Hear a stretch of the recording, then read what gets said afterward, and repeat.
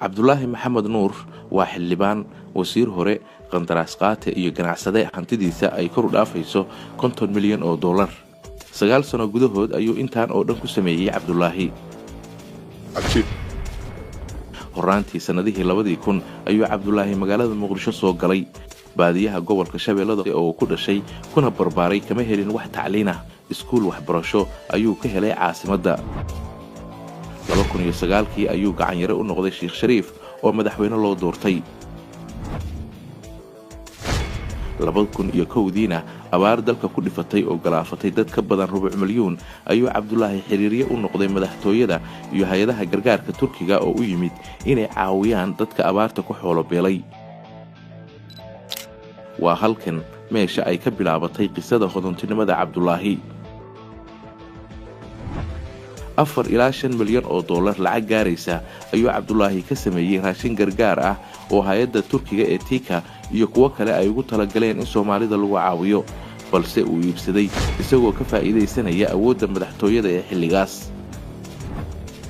buddig ayay u noqotay inuu cabdulaahi ku fikiro ganacsi. hoteelka City Plaza ee Muqdisho ayuu ka bilaabay ganacsigiisa.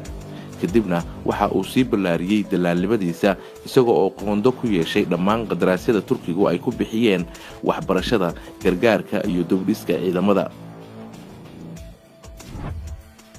Janaayo 2015 ayaa ra'iisul wasaarihii hore ee Soomaaliya Cumar Cabdirashiid Sharmaake waxa uu magacaabay wasiir dowlaha wasaaradda maaliyadda.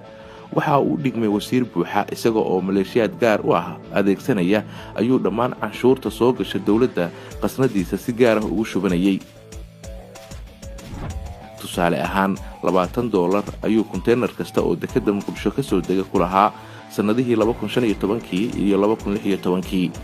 qarashka labadaas sano soo galay isaga iyo madaxweynihii hore Xasan Sheikh ayaa kala qaybsaday. 2016 cabdulaahi waxa uu xildhibaannimadiisa ku bixiyey adduun lacageed oo kor u dhaafaya $5 milyan Mareykanka ah. kadib markii uu ku hongoobay in Xasan Sheikh dib loo soo doorto si uu qandaraasadiisa musuqa ku salaysan u ilaashado, waxa uu bilaabay inuu dadka ka niyad jabiyo dowladda isaga oo adeegsanaya xasaanadda xildhibaannimada.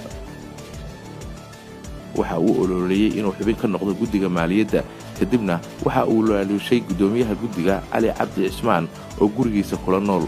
si uu dowladda u dumiyo ayuu guddigan u isticmaalay cabdulaahi, waxaana ay shuraako yihiin xildhibaan Cadow Cali Geesi oo haysta qandaraasyo musuq lagu bixiyey oo laga qaatay hay'adaha UN-ka isaga oo ka hoos shaqeeya. dowladda Soomaaliya ayaa baaris ku haysta qandaraasyadan. cawaaqibta uu wajahi karo baarista kadib waxaa ka mid ah inuu xasaanadiisa waayo, maxkamadna la soo taago.